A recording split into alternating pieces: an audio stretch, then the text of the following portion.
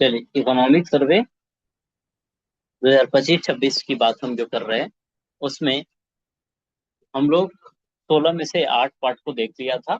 यह 9वां की हम चर्चा करने जा रहे हैं, है ना। ये चीजें हमारी रीडिंग मोड में है और फिर लास्ट में हम क्या करेंगे, पूरे का एक निचोड़ का एक छोटा सा क्लिप हम तैयार कर देंगे और आपका काम आसान हो जाएगा।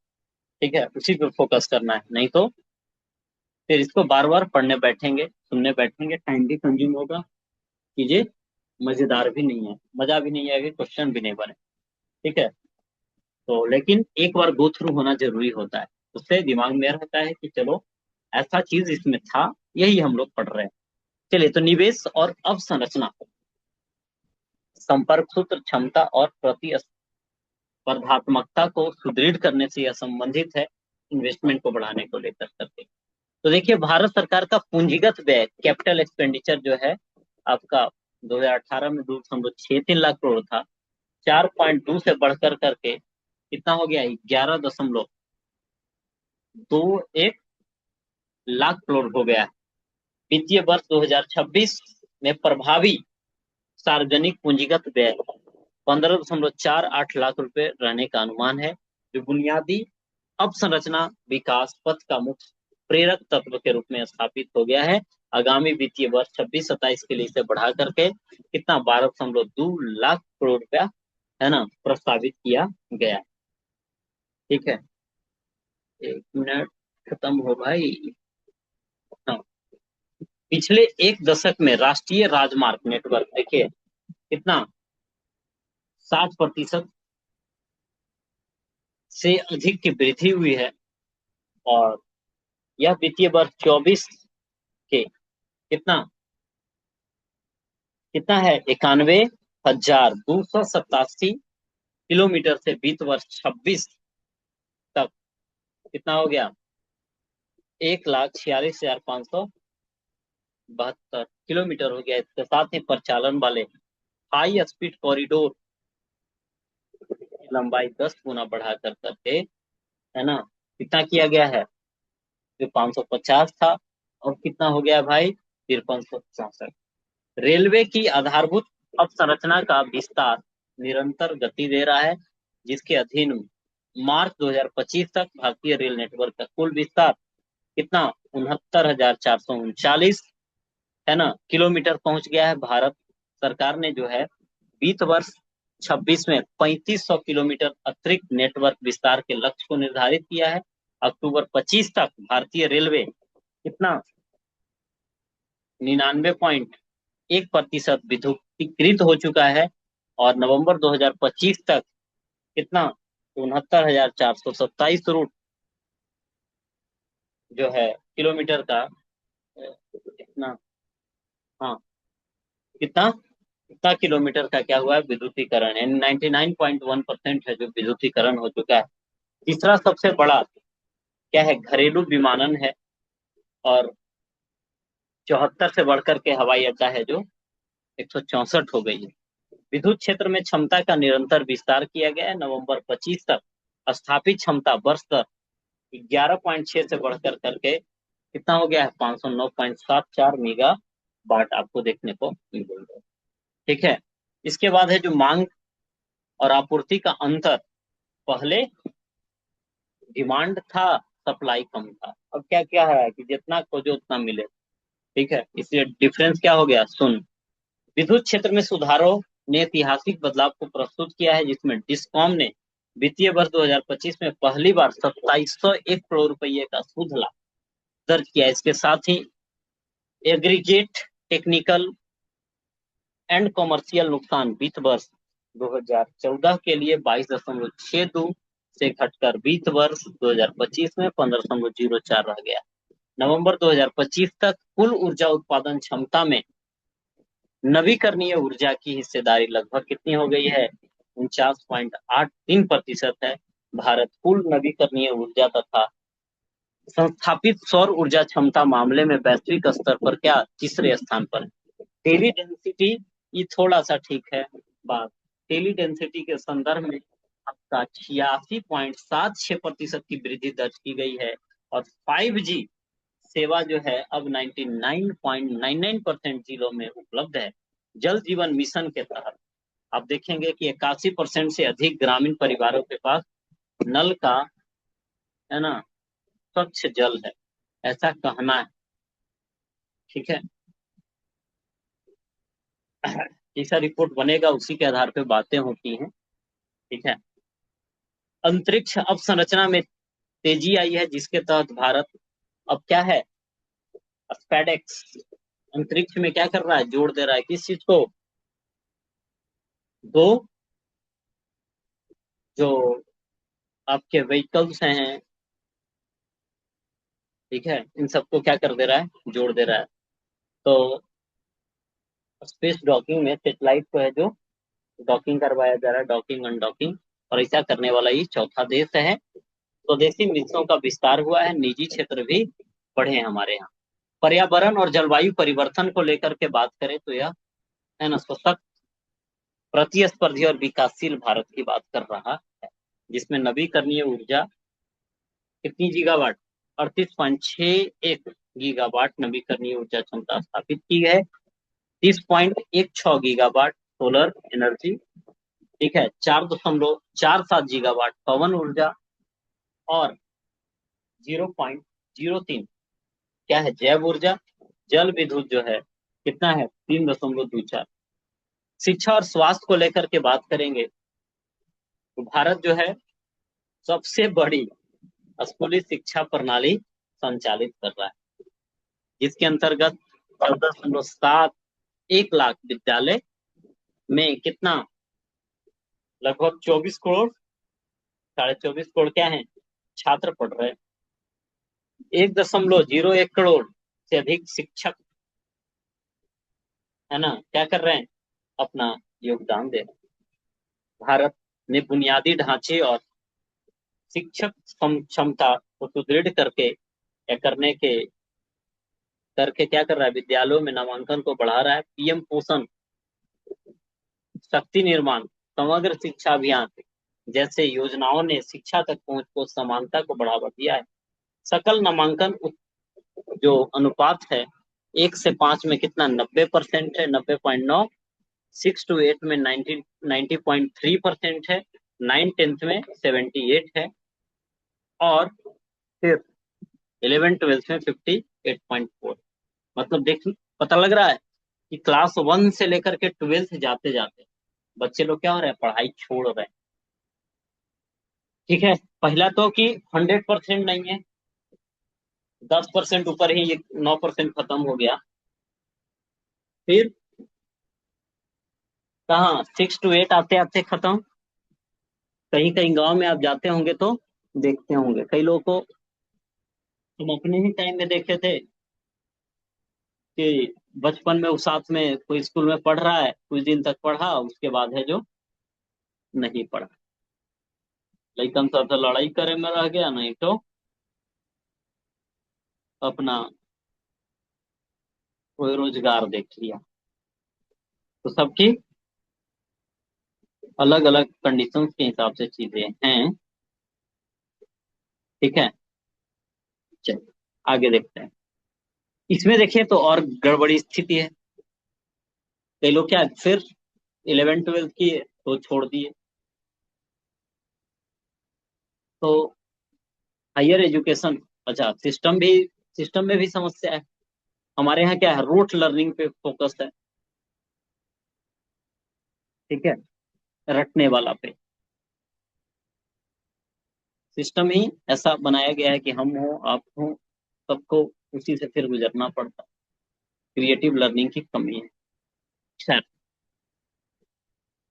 फिर भी उम्मीद पे दुनिया कायम, सुधार होगी, और जितना बन पाता है पर्सनल लेवल पे भी व्यक्ति को सुधार करते रहना चाहिए। ठीक है, नेवर लूज द होप।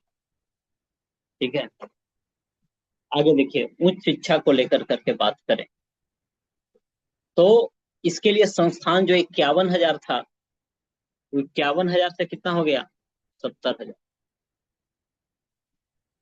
ठीक है, इसके बाद 14-15 से 24-25 के बीच प्रमुख उच्च शिक्षा संस्थानों की संख्या उल्लेखनीय वृद्धि हुई है। वर्तमान में देश में 23 क्या है IIT, 21 क्या है IIM, 20 क्या है एम्स है। इसके साथ में क्या जंजीबार में और अबू धाबी में IIT खोला गया। न्यू एजुकेशन पॉलिसी के अंतर्गत उच्च शिक्षा प्रणाली में अनेक महत्वपूर्ण सुधार किए गए, जिसमें देखिए है ना नेशनल क्रेडिट फ्रेमवर्क, जिसका उद्देश्य है शैक्षणिक और कौशल आधारित शिक्षण को एकीकृत करना, 170 यूनिवर्सिटी द्वारा अपनाया गया।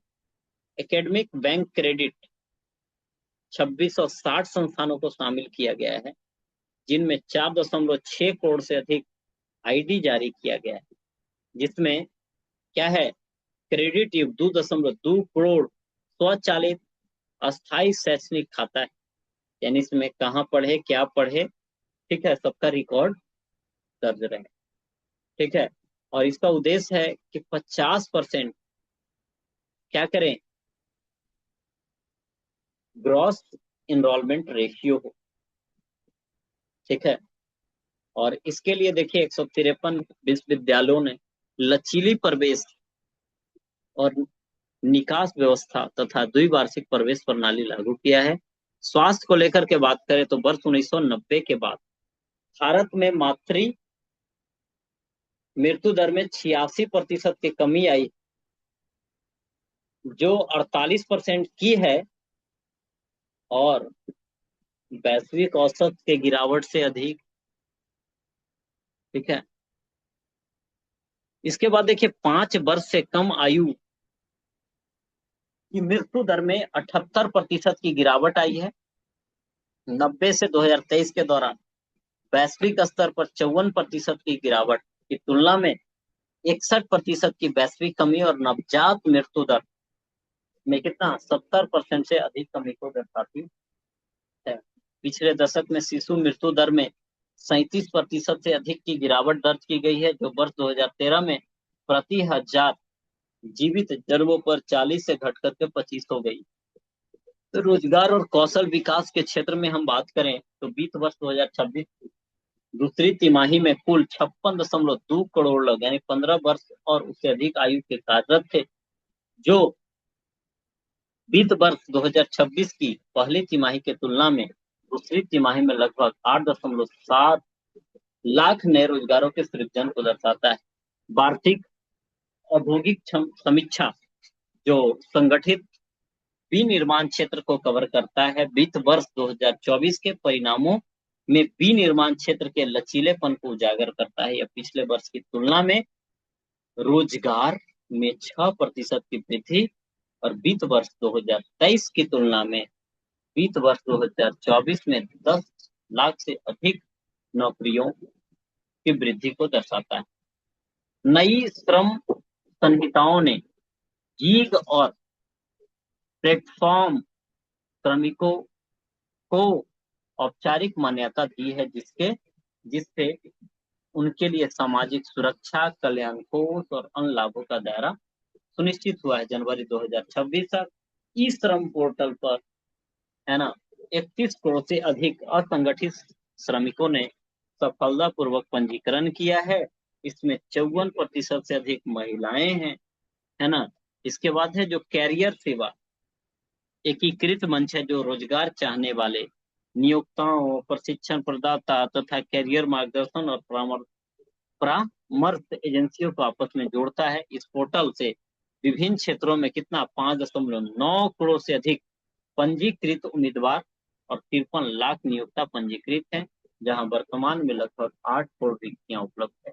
कौशल विकास को लेकर के ITI के आधुनिकीकरण हेतु राष्ट्रीय योजना के तहत स्मार्ट कक्षाओं, आधुनिक प्रयोगशाला, डिजिटल सामग्री और उद्योग संरेखित दीर्घकालिक और अल्पकालिक पाठ्यक्रमों के माध्यम से कितना 1000 सरकारी ITI को अपग्रेड करने का प्रस्ताव, जिससे 200 हब ITI और 800 स्पोक ITI स्थापित मतलब इसमें शामिल है।